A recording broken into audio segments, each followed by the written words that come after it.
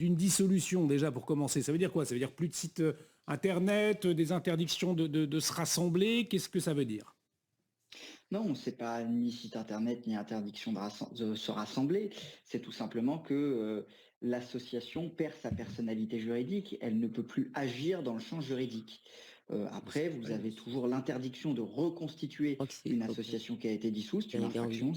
Mais L'infraction de justement, alors reconstitution. il y avait une interrogation, parce que ce n'est pas une association, maître, les soulèvements de la terre, c'est un rassemblement de collectifs, c'est un collectif finalement, donc c'est là aussi où il y avait une faille, c'est pour ça que Gérald Darmanin a mis autant de temps à agir pour dissoudre les soulèvements de la terre?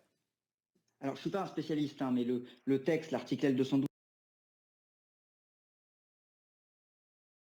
de la sécurité intérieure qui a été introduit par la loi sur les séparatismes précise que c'est toute association ou groupement. Donc la loi prévoit quand même qu'il peut y avoir des groupements, des choses un petit peu plus nébuleuses que des associations structurées et juridiquement cadrées qui peuvent être dissoutes. Après, la question, c'est quel est l'impact de cette dissolution.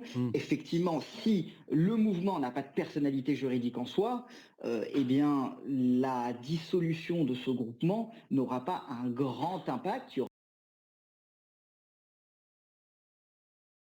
reconstitué en fait et en droit, mais vous n'aurez pas un impact qui sera très important. Je pense que les services du ministère de l'Intérieur doivent être assez embarrassés de la décision prise par Gérald Darmanin, qui va être assez compliquée à mettre en place. Puisque rien n'empêche des individus de se regrouper et de monter une autre association dans la foulée, finalement. Regardez le CCIF.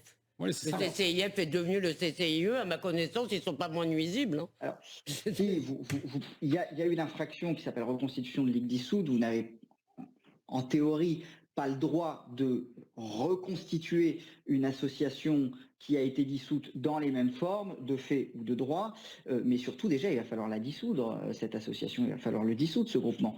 Et ça c'est pas évident parce que le Conseil d'État est aujourd'hui extrêmement exigeant sur l'imputabilité des violences à l'association. Pour dissoudre un groupement et une association, vous devez prouver qu'il y a des agissements violents à l'encontre des personnes ou des biens et que ces agissements sont imputables à l'association. Et Elisabeth Lévy, qui est très en forme ce soir, je le note, l'a très bien dit, ce sont les individus qui sont responsables des violences, pas les personnes morales.